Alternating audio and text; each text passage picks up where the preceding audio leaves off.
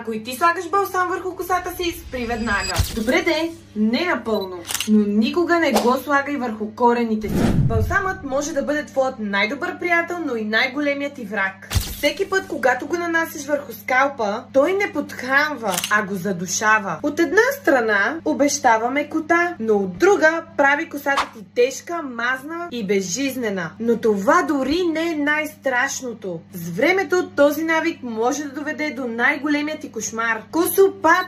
И тогава вече никакви продукти няма да помогнат, защото проблемът е в корените. Точно за това е създадена възстановяващата серомаска BioEssence от италианския бранд Джомат. С натурални етерични масла тя не просто омекотява, тя регенерира косама отвътре. С маската BioEssence косата ти не само ще бъде по-здрава и силна, но и ще възвърне естествения си блясък.